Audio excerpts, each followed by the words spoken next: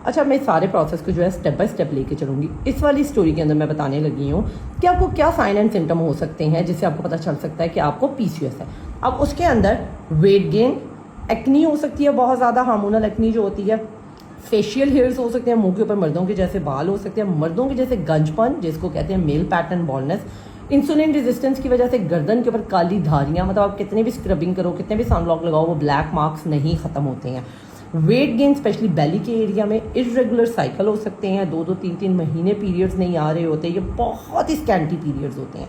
और इनफर्टिलिटी के बच्चे नहीं हो रहे। अब बच्चे ना होने में जब अल्ट्रासाउंड ये खवातीन करवाती हैं तो डॉक्टर्स इनको कहते हैं कि आपका अंडा अच्छा नहीं बन रहा, अंडा आपका बड़ा नहीं हो रहा, वो फट नहीं रहा, लाइक ओव्यूलेशन का प्रोसेस नहीं हो रहा। इवन ये सब कुछ हो भी जाए तो प्रोजेस्टेरॉन लेवल्स इतने लो होते हैं कि प्रेगनेंसी रुकती नहीं है, ठहरती नहीं, सस्टेन नहीं करती, और अगर हो भी जाए सब कुछ तो एंड में इवेंचुअली वो मिसकैरेज में लीड कर जाती है। तो ये सारे साइन एंड सिम्टम्स होते हैं पीसीओएस।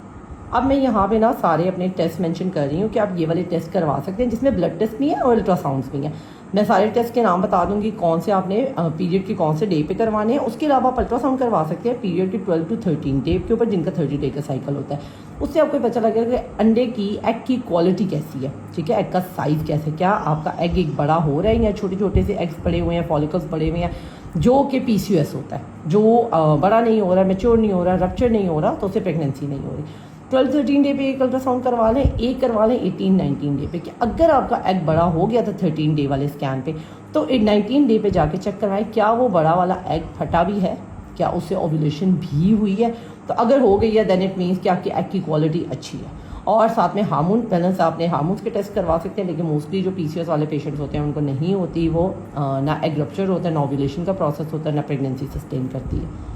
अच्छा, पीसीओएस मैक्स और पीसीओएस साशे में क्या फ़र्क है, थोड़ा सा मैं वो बता देती हूँ, क्योंकि पाकिस्तान में इसका कोई माया इनोस्टॉल पे काम नहीं कर रहा था जब मैंने ये स्टार्ट किया था, लेकिन ऑल अराउंड द वर्ल्ड बहुत ज़्यादा इसके ऊपर काम हो रहा था। बहुत बड़े बड़े डॉक्टर्स, डाइटिशियन जिसके ऊपर बात करते होते हैं।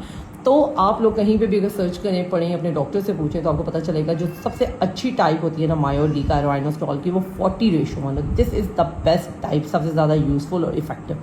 उसके अलावा इसके अंदर सारे इंग्रेडिएंट्स हैं जो हार्मोन बैलेंस करने में हेल्प करते हैं, जिसके अंदर फॉलिक एसिड, एल्मिथाइल फोलेट है, कॉक्स-10 है, उसके अलावा विटामिन बी है, अश्वगंधा है। मैं सारों को इंग्रेडिएंट्स को बताऊंगी, लेकिन मेजर इसके अंदर हम लोगों ने 40:1 मायो डी कायरो का करवाया था और साथ में अश्वगंधा ऐड किया था।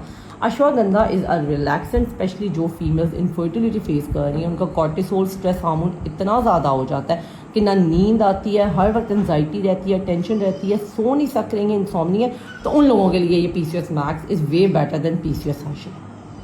अच्छा, ये लेने कैसे होते हैं? ये 1 कैप्सूल अ डे लेने हैं अगर आपने हार्मोन बैलेंस करने हैं। हार्मोन बैलेंस करने में ये होता है कि सिवाय प्रेगनेंसी के बाकी सारे अगर पीसीओएस के सिम्टम्स को आपने इंप्रूव करना चाहते हो ना, पीरियड ख़राब है, फेशियल हेयर है, वेट गेन है, एक्नी है, हेयर लॉस बहुत ज़्यादा हो रहा है, उनको ठीक करने के लिए, पीसीओएस के साइन एंड सिम्टम्स को ठीक करने के लिए लेना चाहते हो तो 1 कैप्सूल अ डे लोगे।